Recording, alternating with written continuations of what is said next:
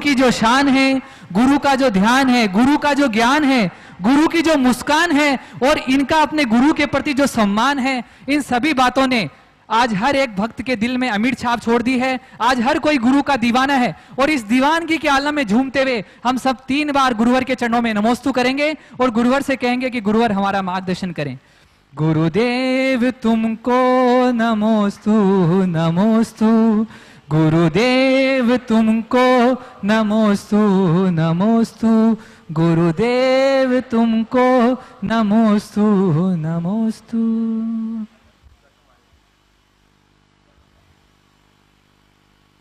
महाराज श्री के आशीर्वाद की छाया हम पर है। और आज आपको बताऊं कि हमारे पास ऑनलाइन प्रश्नों का भी खूब ज्यादा संग्रह है। कल हो नहीं पाए थे, आज बढ़ गया है। और आज यहाँ भक्तों को प्रत्यक्ष रूप से शंका का समाधान प्राप्त करना चाहते हैं, उन भक्तों की संख्या भी आज दुगुणित हो गई है। ऐसी स्थिति में किसी का नाम चूक जाए, मैं चूक जाऊं तो मुझे क्षमा करेंगे। आपके नेक्स्ट टाइम में अवसर मिलेंगे, इस बात को ध्यान रख करके आप सब ध्यान से सुनेंगे अन्य समस्याओं को। महाराज श्री ज्ञानचंद जी गदिया अजमेर से, जो कि अध्यक्ष मुनि सेवा संघ समिति के, ऑनलाइन शंका का समाधान प्राप्त करना चाहते हैं। जब अपरिग्रह में पूर्ण त्याग है तो फिर मुनियों के लिए अचेलक रूप मूल गुण क्यों है? देखिए, इस विषय पर हमारे मूलाचार्यादि ग्रंथों में काफी ऊहापोह किया गया। अपरिग्रह तो पूरी तरह से परिग्रह मात्र को त्यागने की बात करता ही है, लेकिन इसके बाद भी, अपरिग्रह के बाद भी हमारे यहाँ कई प्रकार के चेल जो वस्त्र नहीं बक्कल आदि से जुड़े हुए थे, वो उनका कहीं समावेश न हो जाए, उसके लिए, उससे मुक्त होने के लिए कि पत्ते, छाल, बक्कल आदि का प्रयोग कोई न करे, इसका निर्धारण करने के लिए भगवान ने आचेलक रूप मूल गुण कहा है।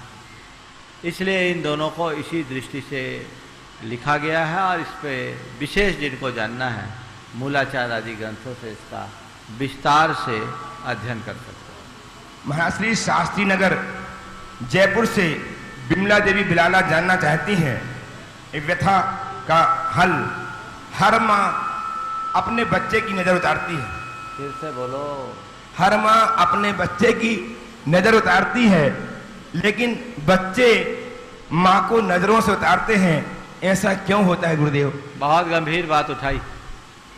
माँ बच्चे की हर बार नज़र उतारती है, लेकिन बच्चे बड़े हो जाने के बाद अपनी माँ को ही नज़र से उतार देते हैं। ये उन सब बच्चों को सोचना चाहिए जो इस तरह की हरकत करते हैं। ये कैसी विचित्रता है। जिस दिन मनुष्य माँ की ममता को समझेगा, पिता के प्यार को समझेगा, उसके मूल्य और महत्व को जानेगा, उसके जीवन में इस तरह की प्रवृत्ति और ऐसी हरकत कभी नहीं हो सकेगी। ये जो कुछ भी हो रहा है ये नासमझी का परिणाम है। हमें समझदारी का परिचय देना चाहिए और माँ बाप के जीवन के प्रति जो ऋण है उसे कभी विस्मृत नहीं करना चाहिए। ऐसा लिखा गया है कि इस धरती के समस्त रजकण और समुद्र के सारे जलकण को एकत्रित किया जाए तो भी माँ बाप के ऋण को पूरा नहीं किया जा सकता। वो स्थान है उनका, उन्हें जीवन भर याद करो और सदैव उनके प्रति श्रद्धा और सम्मान का भाव रखो। सपने में भी उनकी उपेक्षा न करो, तभी तुम्हारे मानवीय जीवन की सार्थकता होगी। महाश्री इंद्रतन जैन पाटनी किशनगढ़ से जानना चाहते हैं, क्या रात्रि में भी कर्म का बंध होता है और पुण्य पाप का खेल चलता रहता है? क्या रात्रि में अलग से नियम लेना चाहिए और उस नियम का पुण्य मिलेगा क्या? देखिए, रात्रि में भी कर्म बंद होता है, ऐसी बात नहीं है। सोते समय कर्म नहीं बंधे तो फिर सब सोते ही रहे, जागने का काम क्या? अगर सोने में कर्म नहीं बंधे तो सब के सब सोते ही रहे, जागने का काम क्या? ये तर्क ठीक नहीं है।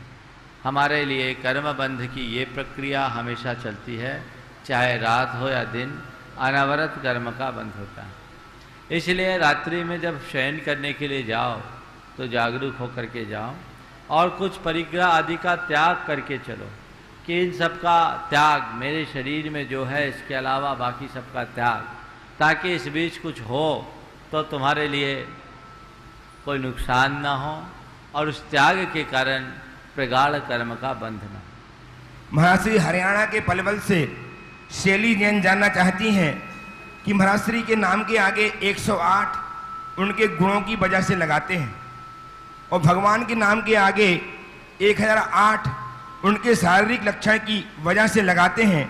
इन लक्षणों का क्या महत्व है? क्या उनके ये लक्षण जन्म से ही होते हैं? देखिए 1008 लक्षण उनकी विलक्षणता के द्योतक होते हैं। सब में 1008 नहीं होते, मात्र तीर्थंकरों में ही 1008 होते हैं।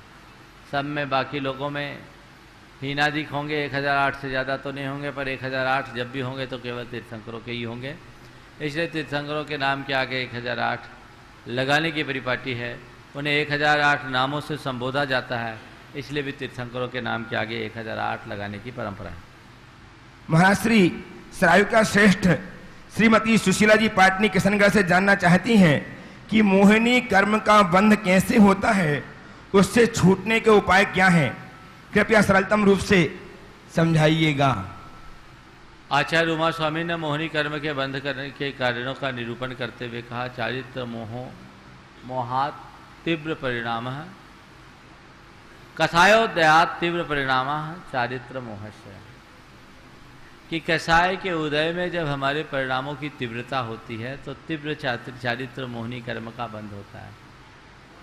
तो कुल मिलाकर मोहपूर्ण अवस्था में जीने से, मोह को पुष्ट करने से, मोहियों से संपर्क बढ़ाने से और अपने परिणामों में तीव्रता कषायों की रखने से तीव्र चारित्र मोहिनी कर्म का बंध होता है। अपने मोहिनी कर्म के बंध से और मोहिनी कर्म के उदय को मंद करना चाहते हो, बंध और उदय दोनों को मंद करना चाहते हो, तो जिन्होंने मोह को जीत लिया है और जो मोह के जीतने के मार्ग में लगे हैं, उनके संसर्ग और सानिध्य में रहो। आत्मा की भावना भाव, भेद विज्ञान का अभ्यास करो, मोह कर्म शमन होगा। महाश्री ब्रह्मचारी बहन डॉक्टर प्रभा जैन के माध्यम से चारू जैन कैलिफोर्निया से जानना चाहती हैं कि 16 कारण भावना को जीवन में उतारने से उन भावनाओं का भाना कहा जाएगा या सिर्फ चिंतन करना? देखिए महाश्री, वह दिन कब आएगा जब हमें भी दृष्टि की निर्बलता मिले, आदि भावना को भा करके? देखिए ये जितनी भी 16 कारण भावनाएं आदि है, यद्यपि ये भावनाएं अंतर मुहूर्त की है, एक अंतर मुहूर्त के लिए ऐसी भावना आ गई तो तीर्थंकर प्रकृति का बंध हो सकता है, तदयोग्य परिणाम हो सकता है। लेकिन यहाँ इन भावनाओं को भाने की जहाँ तक बात है, इसमें बहुत सारी क्रियाएं हैं जो प्रवृत्ति रूप, और ये प्रवृत्ति रूप क्वचित कदाचित होती है। इसमें केवल निर्मल दृष्टि रूप भावना है, वो सारे जीवन चल सकती है। बाकी जितनी भावनाएं हैं वो क्वचित कदाचित होती है, हर समय नहीं होती। तो इसका तात्पर्य क्या है? इसका तात्पर्य यह है कि इनकी भावना भाना, इनकी ऐसी भावना भाना, इनका इतना चिंतन करना कि चिंतन करते करते ये हमारे चिंतन के अंग बन जाए और ये हमारे जीवन के सबसे मूल्यवान वस्तु तत्व के रूप में प्रतिष्ठापित हो जाए, हमारा हृदय इन्हीं में रम जाए, तब हम ऐसी भावनाओं को अपने जीवन में साकार करके अपने जीवन का उद्धार कर सकते हैं। मैं तो ये कहूँगा कि 16 कारण भावना भाने वाले भले तीर्थंकर प्रकृति का बंध न करे, लेकिन जो 16 कारण भावनाओं को आत्मसात करते हैं उनका जीवन 16 आना शुद्ध जरूर हो सकता है, वे अपने जीवन का उद्धार जरूर कर सकते हैं। महाराष्ट्री तरुण जैन पुणे से जानना चाहते हैं, वे कहते हैं कि महाराष्ट्री मैं मूल रूप से जबलपुर का हूँ पर पुणे में कार्यरत हूँ। मैं जैन एंड्रॉइड ऐप का प्रयोग करता हूँ, जैन एंड्रॉइड ऐप का प्रयोग करता हूँ, पर वह मोबाइल फोन कभी जेब में, कभी पलंग में या कभी किसी अन्य स्थान पर रखा जाता है, तो इससे अवनय होती है क्या?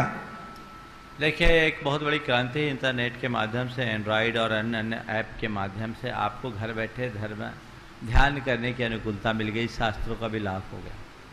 लेकिन इसके साथ एक जो बुरी बात है वो ये है कि मोबाइल को आप हर अवस्था में, हर स्थान पर, हर स्थिति में छूते हैं, उपयोग करते हैं, उसकी शुद्धता नहीं रहती। तो यदि आप मेरी सलाह मांगे तो सबसे उत्तम बात तो ये है कि अगर जिनवानी की, गुरुओं की, धर्म की विनय करना चाहते हो तो उनके लिए एक अलग हैंडसेट रखो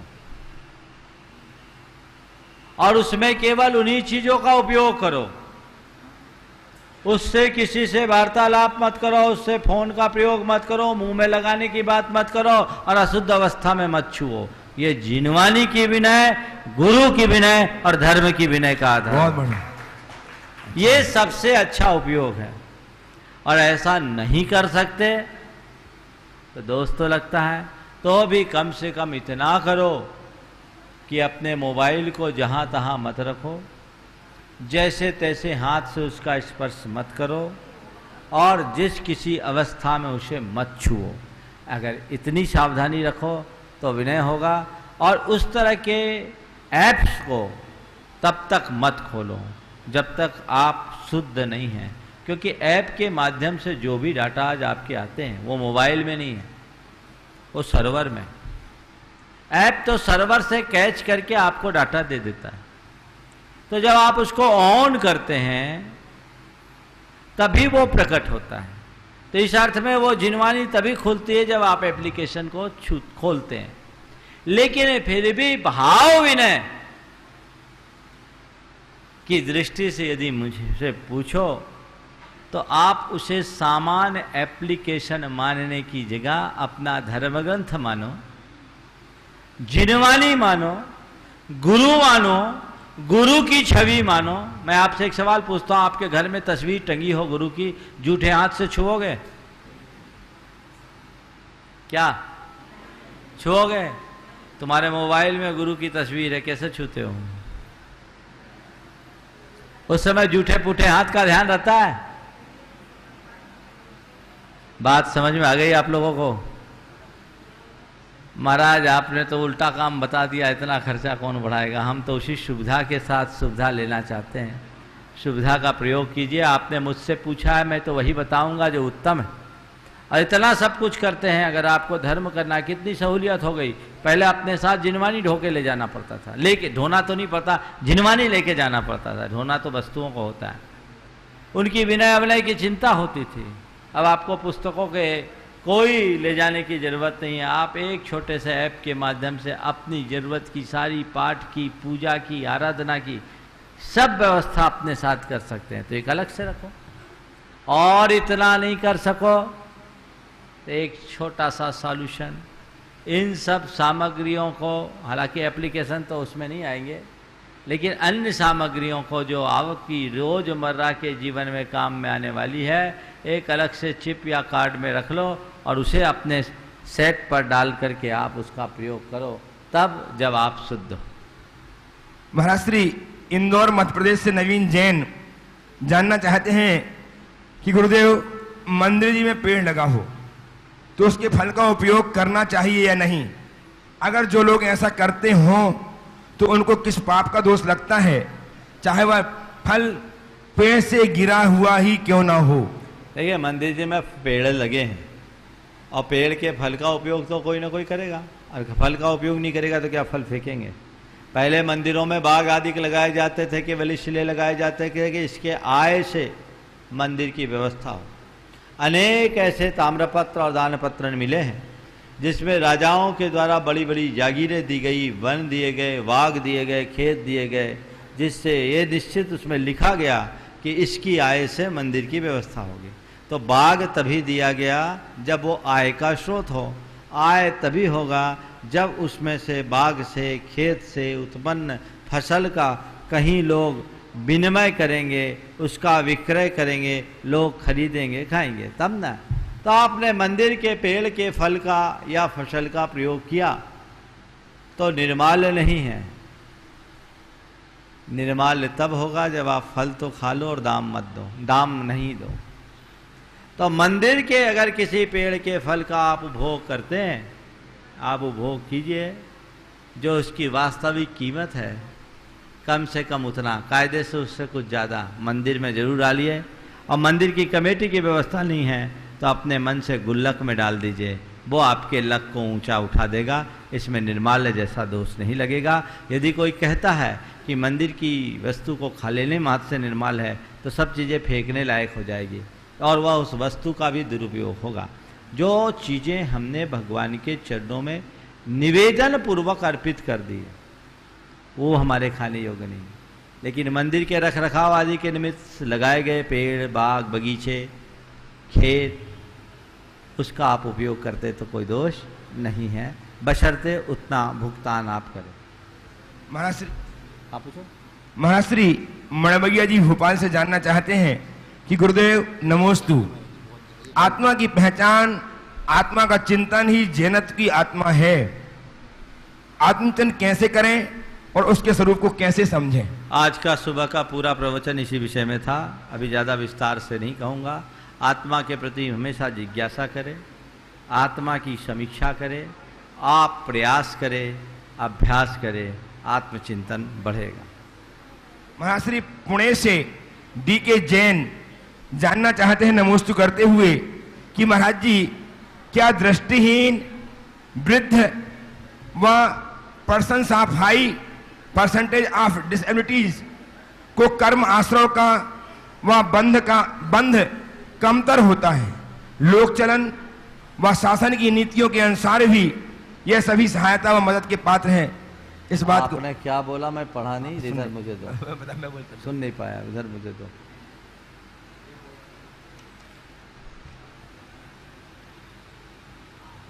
दृष्टिहीन, वृद्ध व persons of high percentage of डिसएबिलिटीज, अब डिसएबिलिटीज हो गया ना डिसएबिलिटीज को कर्म आश्रय व बंध कमतर होता है। लोक चलन में व शासन की नीतियों के अनुसार भी यह सभी सहायता व मदद के पात्र। निश्चित लोक में तो ऐसे लोग मदद के पात्र हैं। सामान्य रूप से दृष्टिहीन वृद्ध व्यक्ति या ऐसे पर्सन्स जो हाई डिसेबिलिटीज जैसे रोगों के शिकार हैं, उनकी चेतना पूरी तरह से काम नहीं करती। लेकिन ऐसा हम अवधारण पूर्वक नहीं कह सकते कि ऐसे लोगों का बंध कम होता हो। यदि कोई व्यक्ति दृष्टिहीन है लेकिन कसाय उसकी प्रगाढ़ है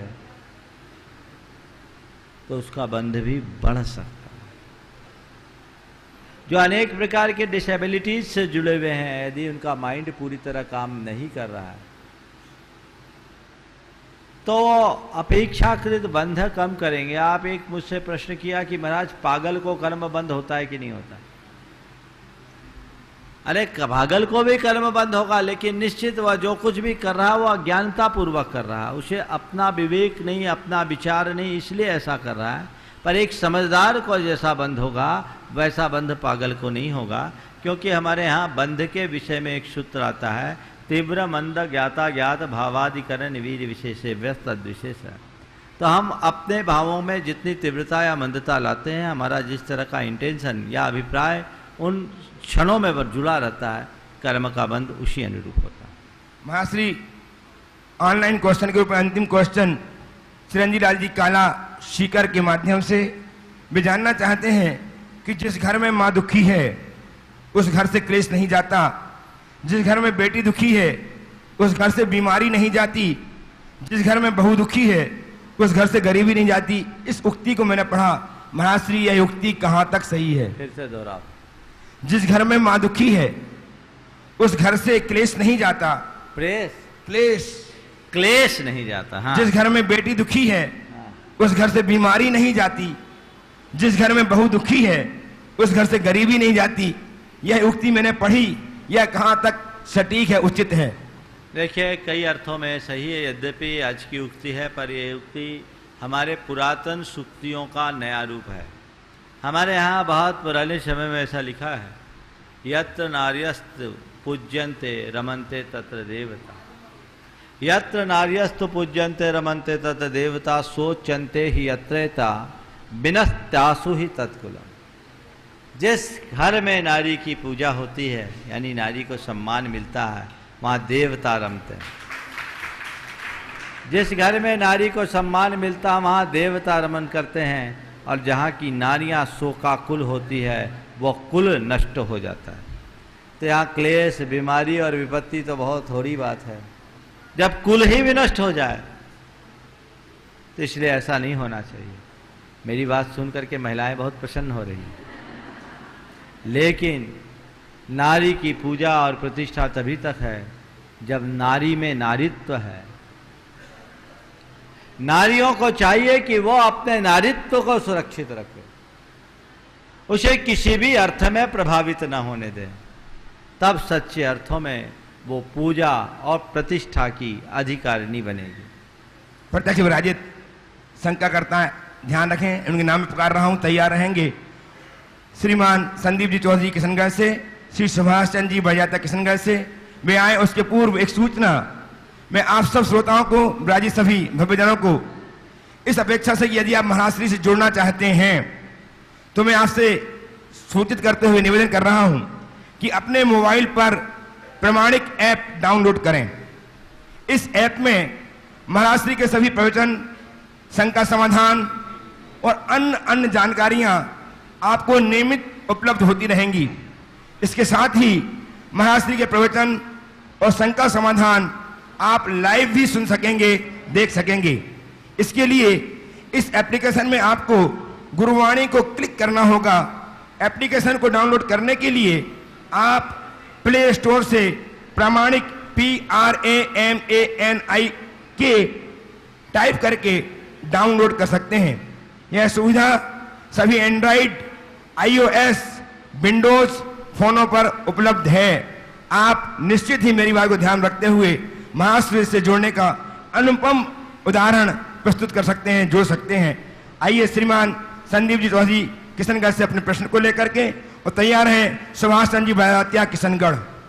नमोस्तु महाराज जी, मेरा प्रश्न ये है, ऋषि, यति और मुनि अलंकार, ये चार में क्या अंतर है और इनके गुणस्थान में कौन कौन सा गुणस्थान है? शास्त्रों में ऋषि, मुनि, यति और अलंकार, इन चार प्रकार के मुनियों के संघ को श्रमण संघ का, रिद्धिधारी मुनिराजों को ऋषि कहते हैं। मनापर्य और अवधि ज्ञान के धारी मुनियों को मुनि कहते हैं। जो उपशम श्रेणी और छपक श्रेणी में आरूढ़ होते हैं उन्हें यति कहते हैं, और सामान्य मुनियों को अनगार कहते हैं। इसमें ऋषि, मुनि और अनगार तो छठे सातवें गुणस्थानवर्ती होते हैं, लेकिन यति उपशम श्रेणी या छपक श्रेणी वाले होने के कारण 8वें से 12वें गुणस्थान के बीच वाले होते हैं। नमस्ते। श्री सुभाष चंद्र जी बजाता किशनगढ़ से ही तैयार रहेंगे। सलोनी नरेश झांझरी कुचामन से। नमस्ते महाराज जी, मेरा प्रश्न है, धर्म और कर्तव्य में महत्वपूर्ण क्या है? धर्म और कर्तव्य में आपने महत्वपूर्ण पूछा। मैं कहता हूँ कर्तव्य को भी अपना धर्म मानना चाहिए और धर्म को अपने जीवन का कर्तव्य मानना चाहिए। इसमें कोई महत्वपूर्ण कम और अधिक है ये मत नहीं सोचना चाहिए। अजय सलोनी नरेश जी झांझरी कुचामन और तैयार हैं श्री प्रदीप जी पहाड़िया कुचामन से। नमस्ते महाराज जी, नमस्ते महाराज जी, नमस्ते महाराज जी। मेरा नाम सलोनी झांझरी है, मैं कुचामन सिटी से हूँ। मेरा प्रश्न ये है कि महाराज जी कहते हैं कि मरने के बाद जीव को मोक्ष जाना चाहिए, मोक्ष की प्राप्ति करनी चाहिए या फिर पुण्य करना चाहिए जिससे कि मोक्ष की प्राप्ति हो। लेकिन मेरी शंका ये है कि महाराज जी मोक्ष होता क्या है और वहाँ जाके आत्मा करती क्या है, और अगर वहाँ पे कुछ नहीं करना तो वहाँ जाने का फायदा क्या हुआ? बहुत सुंदर बात। पहली बात तो यह है कि मरने के बाद मोक्ष जाने के लिए पुण्य करने की जरूरत नहीं है। पुण्य पाप को जब हम खपाते हैं तब मोक्ष जाते हैं। मरने से मोक्ष नहीं जाते हैं, पुण्य पाप को नष्ट करने से मोक्ष जाते हैं। मुक्ति का मतलब, मोक्ष का मतलब क्या है? अपने आत्मा में लगे सारे कर्म संस्कारों को विनष्ट करना ही मोक्ष है। जब हम अपने आत्मा से जुड़े सर्व कर्मों को नष्ट करते हैं तब मोक्ष जाने के योग्य होते हैं, मोक्ष के अधिकारी बनते हैं। तो मोक्ष को प्राप्त करना यानी अपनी आत्मा में लगे सारे कर्म कलुष को नष्ट करना। और एक बार जब हमारी आत्मा में कर्म कलुष नष्ट हो जाते हैं तो हमारे भीतर के राग, द्वेष और विषय विकार सब दूर हो जाते हैं। हमारी आत्मा शुद्ध, ज्ञाता और दृष्टा हो जाती है। सारा करना धरना खत्म हो जाता है। अपने परम ज्ञान के आनंद में आत्मा लीन हो जाती है और उसे ऐसे सुख की अनुभूति होती है जिसे शब्दों में कहा नहीं जा सकता। जैसे पिंजड़े में बंद पंछी पिंजड़ा खुलते ही आकाश में उड़ता है और उसे जो आनंद होता है वो अनिर्वचनीय, शब्दों में न कहे जाने योग्य होता है। वैसे ही आत्मा जब इस कर्म रूपी बंधन से मुक्त होता है, देह के पिंजड़े से छूटता है, सिद्धालय में पहुंचकर अपने स्वरूप में मगन हो जाता है, उसे कुछ करने धरने की आवश्यकता नहीं है। नमस्ते महाराज। आ जाए नरेश जी झांझरी जैन मेडिको, और तैयार हैं श्री प्रदीप जी पहाड़िया। आ जाए प्रदीप जी पहाड़िया, आ जाए। तैयार हैं श्री सुशील जी काला किशनगढ़ से। नमस्ते महाराज श्री अकृत्रिम चैतालय किसे कहते हैं? क्या भूगर्भ से निकली हुई प्रतिमा अकृत्रिम चैतालय होती है? भूगर्भ से निकली प्रतिमा अकृत्रिम चैतालय नहीं। अकृत्रिम चैतालय वो है जिसे मनुष्यों के द्वारा या किसी के द्वारा बनाया नहीं गया हो, जो प्राकृतिक रूप से बनी हुई है। और ये अकृत्रिम चैतालय वर्तमान में इस भूतल पर एक भी नहीं है।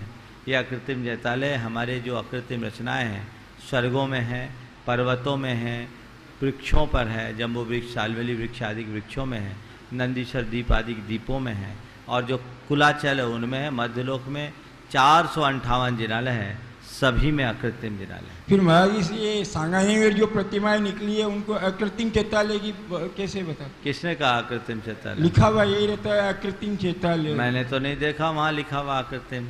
अगर लिखा है तो ठीक बात नहीं है, बनाया हुआ है, बहुत प्राचीन हो सकता है, लेकिन वर्तमान में एक भी अकृत्रिम चैतालय नहीं।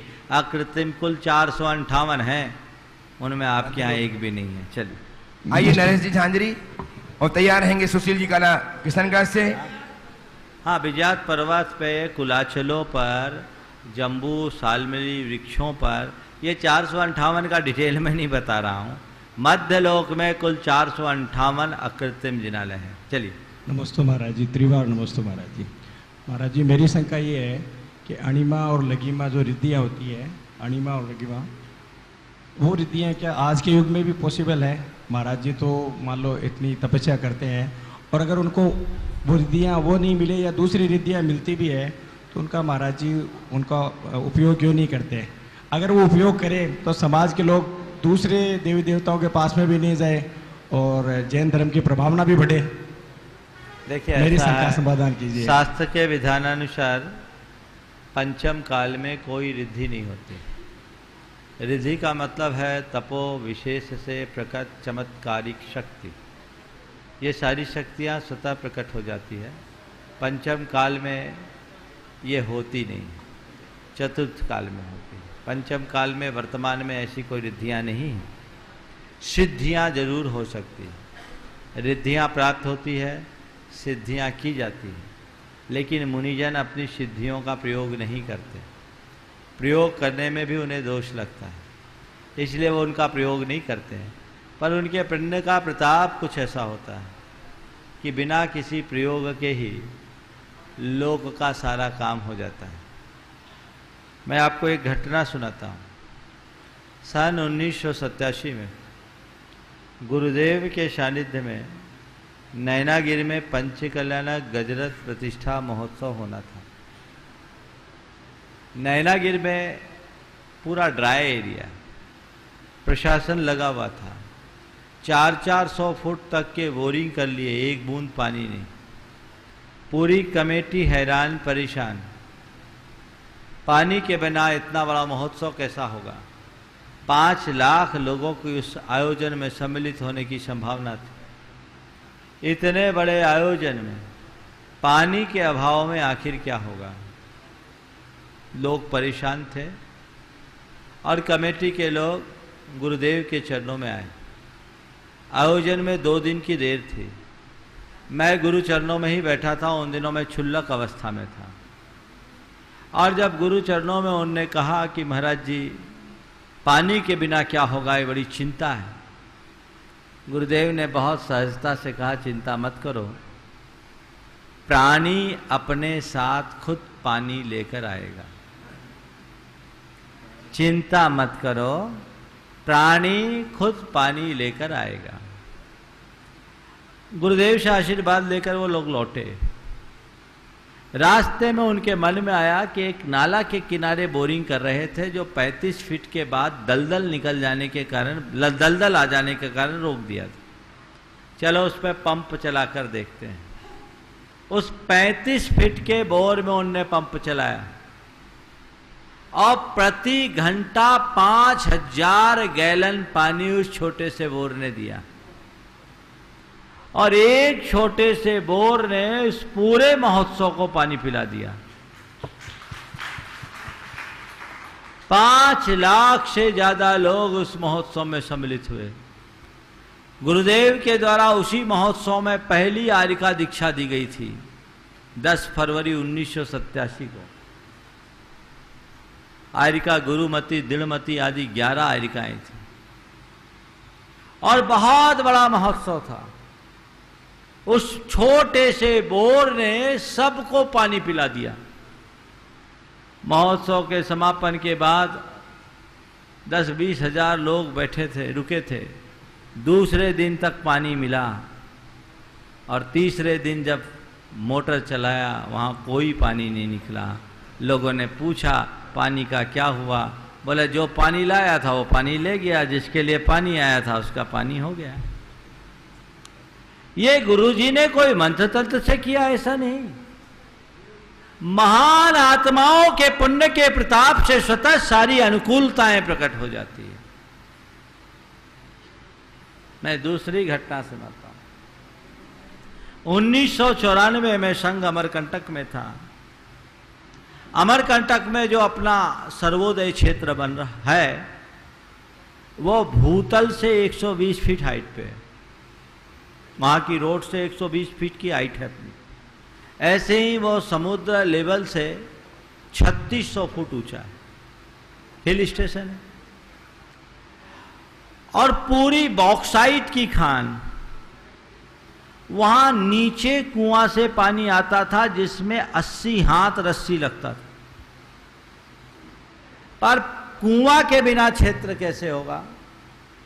कमेटी कुआं खुदवा रही थी। 48 फीट कुआं खुद गया। पानी तो दूर की बात, मिट्टी में नमी तक नहीं आई। मैं उन दिनों गुरु चरणों में ही था। वहां के संस्थापक अध्यक्ष थे उदय चंद जी। उनने बोला महाराज क्षेत्र का क्या होगा?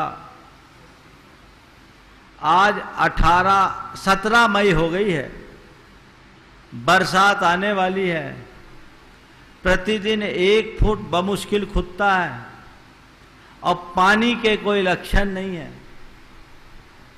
अब क्या होगा? संयोग था उस दिन गुरुदेव का आहार उन्हीं के चौके में हुआ।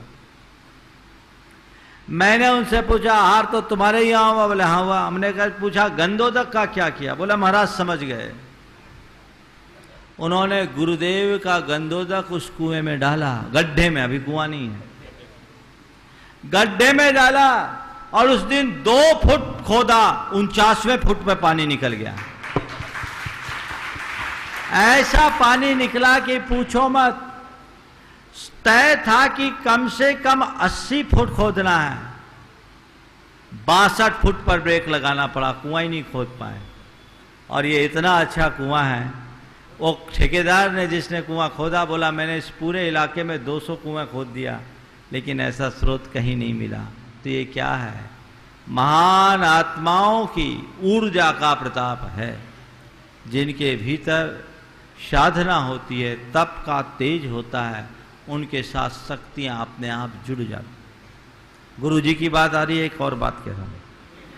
1993 में रामटेक का चातुर्मास था, मैं गुरु चरणों में था। एक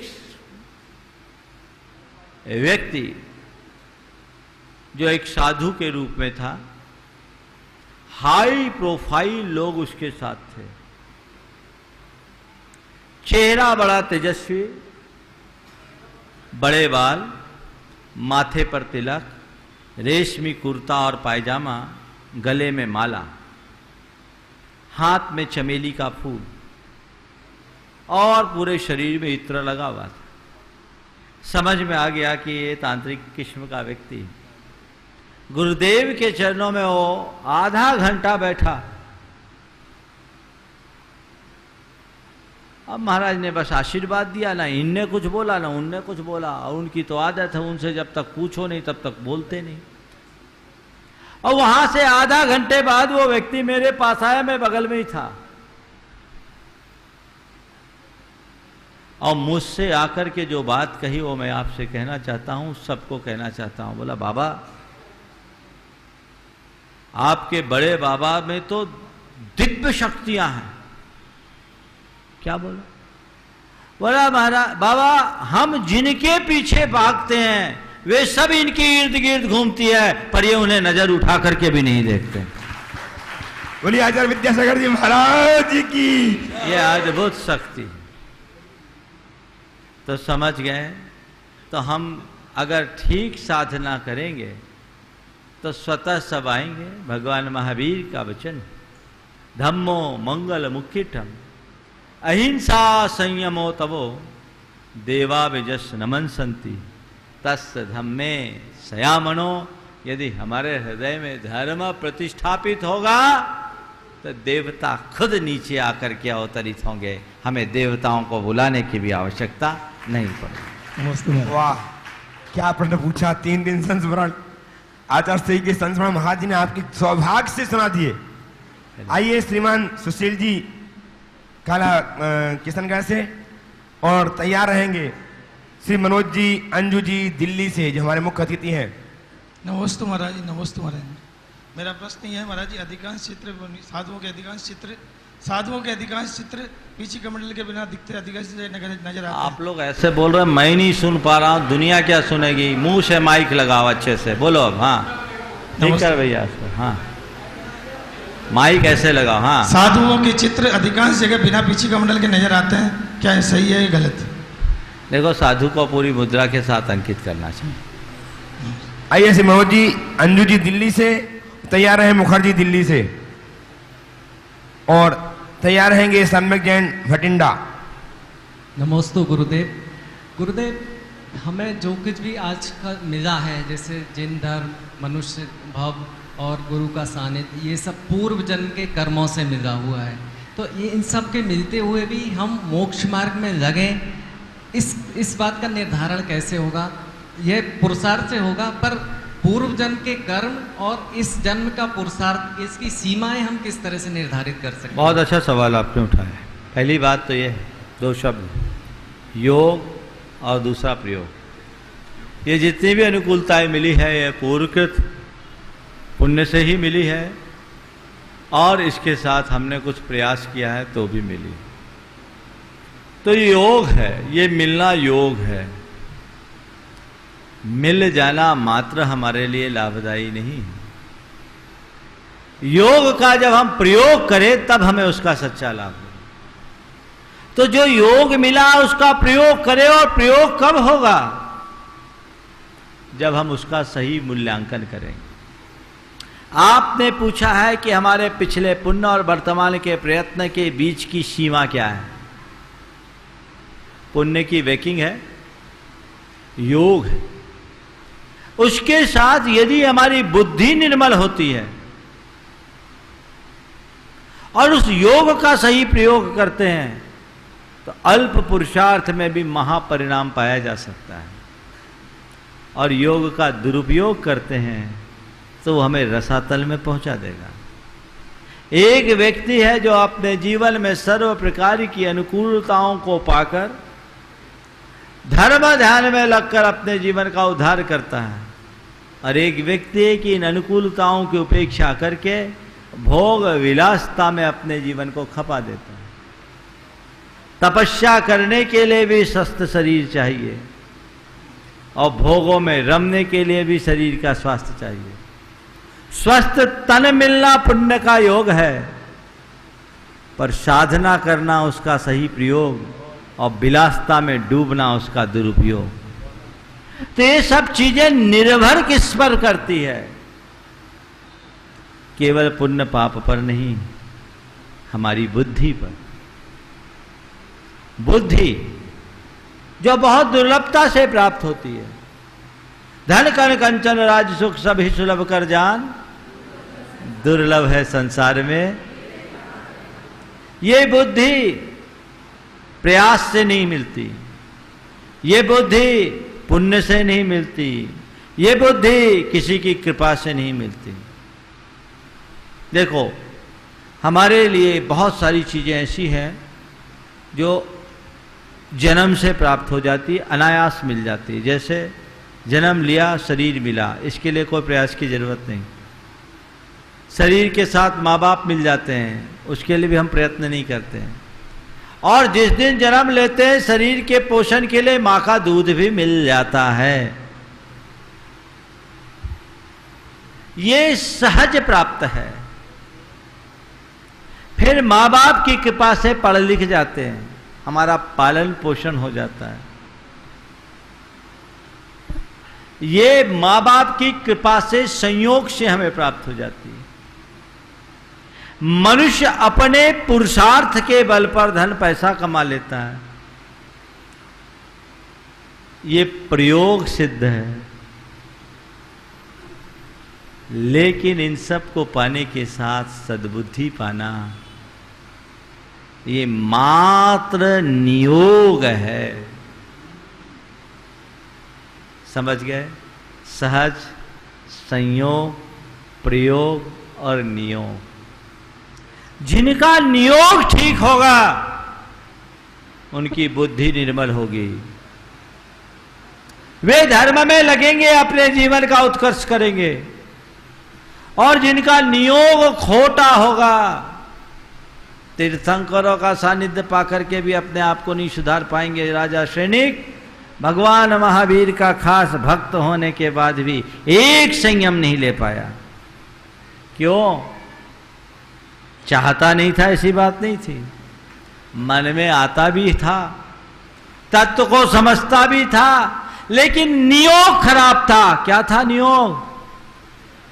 सप्तम नरक का नियोग था। पर हां, अपने सत प्रयोग से उसने उस नियोग में थोड़ा परिवर्तन तो कर लिया। सप्तम नरक से प्रथम नरक में आ गया, 33 सागर से 84,000 वर्ष तक आ गया। और अब उसने अपने जीवन में ऐसा सत प्रयोग किया कि अब उनका नियोग अति उत्तम होने वाला है और उनके निमित्त से अनेकों के नियोग बनने वाला है। तो ये चीज़ें हैं जो हमें समझना चाहिए। कई चीज़ें ऐसी है जो नियोग सिद्ध है, सब कुछ होने के बाद भी हमारे जीवन में घटित नहीं हो सकती। इसलिए क्या करें? योग का सही प्रयोग करने की कोशिश करें। अपना नियोग क्या है ये हमें पता नहीं, पर हम यही मान के चलें, जैसा हम प्रयोग करेंगे वैसा ही नियोग बनेगा। मस्त गुरु। भटिंडा से सम्यक ज्ञान एवं सुनील जैन आ जाए जल्दी से, क्योंकि समय जा रहा है और आज सही माने में प्रवचन ही हो गया महाराज के मुखारबिंद से। हाँ, नमोस्तु महाराज जी, नमोस्तु महाराज जी, नमोस्तु महाराज जी। महाराज जी, जैसे सचिन तेंदुलकर का टैलेंट क्रिकेट में है, तो वो उसी लाइन में आगे बढ़ रहा है। और आतिफ असलम का टैलेंट म्यूजिक में है, तो भैया ठीक से तो बोलो। हाँ, आतिफ असलम का टैलेंट म्यूजिक में है, तो वो म्यूजिक में आगे बढ़ता है। तो हमें कैसे पता लगेगा हमारा टैलेंट किस चीज़ में और किस चीज़ में आगे बढ़ना चाहिए? देखिए, जो मनुष्य की नैसर्गिक प्रतिभा होती है, जो नेचुरल टैलेंट होता है ना, वो अपने आप प्रकट हो जाता है। किस चीज़ में तुम्हारा अपना इंटरेस्ट है, स्वयं के इंटरेस्ट को देखो और जिसमें तुम्हारा इंटरनल इंटरेस्ट है उस दिशा में आगे बढ़ो और एक लाइन पे चलो। दूसरे को देख कर आगे बढ़ोगे तो शायद बहुत आगे नहीं पहुंच पाओगे, और अपनी रुचि और प्रतिभा के अनुरूप आगे बढ़ोगे तो शायद ऐसी जगह पहुंच जाओ कि लोग तुम्हारा अनुकरण करना शुरू कर देंगे। इसलिए होड़ मत करो, अपने भीतर के स्वरूप को डेवलप करने का प्रयास करो। ओम महाराज। आ जाइए सुनील जी भटिंडा से, और तैयार हैं श्रीमती पूनम जी चांदवाड़ा जयपुर से। नमोस्तु महाराज जी, नमोस्तु महाराज जी, नमोस्तु महाराज जी। मेरे परिवार की तरफ से महाराज जी नमोस्तु। महाराज जी, मेरा एक सामान्य सा प्रश्न है। एक परिवार में 4-5 भाई हैं और सब अच्छा कमाते हैं, सब अच्छा कमाते हैं, सब अच्छा रहते हैं, सबके पास बढ़िया सब कुछ व्यवस्था है, फिर भी सद्भाव नहीं। ऐसा क्यों? ऐसा इसलिए कि परिवार में पैसे को मूल्य है, रिश्तों को नहीं। पदार्थ को मूल्य है, प्रेम को नहीं। भोगों को मूल्य है, परमार्थ को नहीं।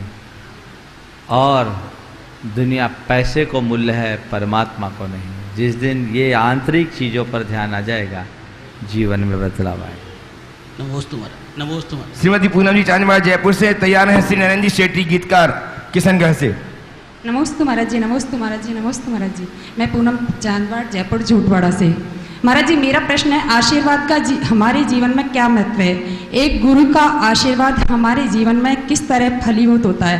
और हमारे घर के बड़े जब हमें आशीर्वाद देते हैं, दीर्घ आयु हो, अखंड सौभाग्यवत भव, आयु का बंध जब निश्चित है, तो ये आशीर्वाद हमारे जीवन में किस तरह फलीभूत होते हैं या निर्थक रहते हैं, या इनका कैसे हमारे जीवन में फलीभूत होते हैं?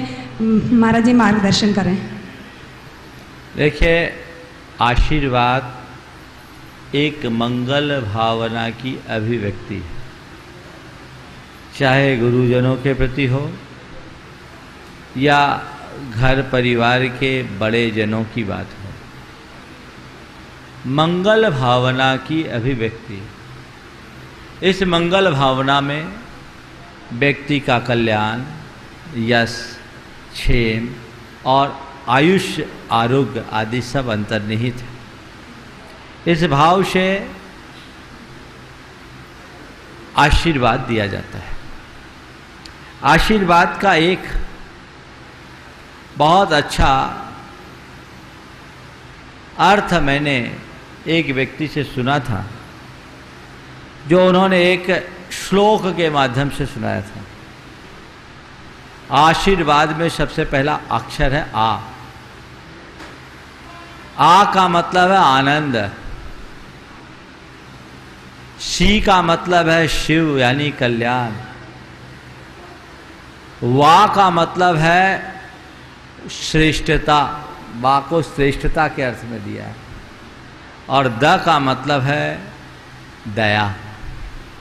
अगर किसी ने तुम्हें आशीर्वाद दिया तो तुम्हारे आनंद, तुम्हारे कल्याण, तुम्हारी श्रेष्ठता और की भावना रखते हुए तुम्हारे ऊपर दया की है, तुम्हारे लिए करुणा की है, ऐसा भाव समझना चाहिए। आपने पूछा है कि इस आशीर्वाद का प्रभाव कैसे पड़ता है। यद्यपि ये प्रश्न पहले भी आया है, लेकिन मुझे लगता है लगभग साल भर बाद आया होगा। बहुत सारे लोग इस बीच नए श्रोता के रूप में जुड़े होंगे। आशीर्वाद कुछ नहीं करता, हर व्यक्ति का अपना पुण्य पाप करता है। आयु बंध गई, आयु बढ़ेगी नहीं, लेकिन किसी के प्रति शुभाशंसा रखकर हम अपना तो कल्याण करेंगे। अगर हम किसी के प्रति पॉजिटिव वेव्स छोड़ते हैं तो उस व्यक्ति के साथ जो नकारात्मकता है वो टल जाती है, सकारात्मकता जुड़ जाती है। गुरुजन जब आशीर्वाद देते हैं, उनके आशीर्वाद से ये मिल गया, ऐसा हो गया, ये कुछ नहीं। गुरु के आशीर्वाद से सामने वाले का आत्मविश्वास बढ़ता है और मनुष्य अपने आत्मविश्वास के बल पर असंभव को भी संभव कर लेता है। इसलिए जब भी कोई अच्छा कार्य करना हो, गुरुजनों का आशीर्वाद लो, और गुरुजन नहीं हो तो माँ बाप का आशीर्वाद लेकर के निकलो। जो काम 4 दिन में होगा वो 4 घंटे में भी हो सकता है, 4 मिनट में भी हो सकता है, 4 सेकंड में भी हो सकता है। नमस्ते। आइए श्रीमान नरेंद्र शेट्टी गीतकार किशनगढ़ से तैयार रहेंगे हाथरस से मोहनलाल जी, संजीव जी जैन जो उत्तर प्रदेश हाथरस से हैं। नमस्ते महाराज। महाराज जी, भारतवर्ष में हर क्षेत्र के अंदर इंसान की कार्य करने की समय सीमा तय है। फौज में 20 साल की है, मास्टरों में 58 साल की है। पर महाराज जी, देश में नेताओं की और समाज में पदाधिकारों की कोई समय सीमा तय नहीं है। तो ये देश के लिए हित की है बात या अहित की? देश और समाज दोनों के लिए। देखिए, ये जो समस्या है बड़ी गंभीर समस्या है। अपने यहाँ लोग पद में एक बार बैठ जाते हैं तो बैठते नहीं, लद जाते हैं। वो तब तक उठते नहीं जब तक 4 उन्हें ना उठा ले, और जब 4 उठाएंगे तभी उठेंगे। और जिस समाज में ऐसी दशा होगी वो समाज की बड़ी दुर्दशा बन जाती है। मनुष्य को चाहिए धर्म, समाज या देश का काम तभी तक हाथ में ले जब तक वो उसके निर्वाह करने में सक्षम हो। जब तुम्हारा शरीर, तुम्हारा मन, तुम्हारी बुद्धि उसके अनुकूल न हो तो दायित्व दूसरों को सौंपे। मैं एक ही पंक्ति में कहता हूं, चूंकि समय समाप्ति पर है। धर्म और समाज की बागडोर अगर बूढ़ों के हाथ में रहेगी तो समाज बूढ़ा हो जाएगा, और यदि युवाओं के हाथ में आएगी तो जवान बना रहेगा। नमस्ते महाराज। अजय मोहनलाल जी, संजीव जी हाथरस से नहीं है, जल्दी करो। राहुल शास्त्री महादेवरा से पहुंच जाएं और तैयार हैं श्रीमती कल्पना बच। लास्ट है और कोई नहीं, आखिरी। नमस्ते महाराज। एक मिनट राहुल, तुम रुको, बाहर वाले को आने दो, जल्दी आओ। आखिरी प्रश्न, जल्दी। नाम तो लिखा है नहीं। जल्दी आओ, जल्दी जल्दी आ जाइए। नाम नहीं लिखा है। अंतिम चरण है, जल्दी आओ।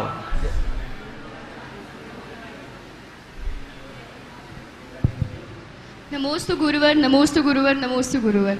गुरुवर, मेरी सिर्फ एक ही इच्छा है कि मैं आगे जो भी करूं, मैं सिर्फ अपने माँ बाप को प्राउड फील करवाऊं, उन्हें मुझ पर गर्व हो। तो मैं मतलब हमें ऐसा क्या करना चाहिए कि हमारे धर्म में भी बनी रहे, माँ बाप का भी गर्व हम बने रहें और हमारी समृद्धि भी आगे बढ़े। बस अपने कर्तव्यों और दायरों का ध्यान रखो, जीवन में सब अच्छा होगा। इस प्रकार, हाँ जल्दी चलिए। प्रवीण जी दिल्ली से अंतिम प्रश्न के रूप। गुरुवर, ये इनको दो। हाँ, क्या बोल रही? ये मम्मा की तरफ से गुणायतन के लिए दान दिया। ठीक है, ठीक है, अच्छी बात। नमस्ते महाराज श्री, मैं परवीन जैन सादरा दिल्ली से। मेरा प्रश्न ये है महाराज श्री, यदि हम किसी को आशीर्वाद देते हैं करुणावश, महाराज श्री की तो बात अलग हो गई, यदि हम देते हैं तो हम अपने ऊपर उपकार कर रहे हैं या उस बच्चे के ऊपर उपकार कर रहे हैं जी? कुछ नहीं, एक सद्भावना की अभिव्यक्ति है। इस प्रकार आज के शंका समाधान के सत्र को यहीं पर विराम दे रहा हूँ। बोलिए परम पूज्य आचार्य गुरुवर श्री विद्यासागर जी महाराज की जय।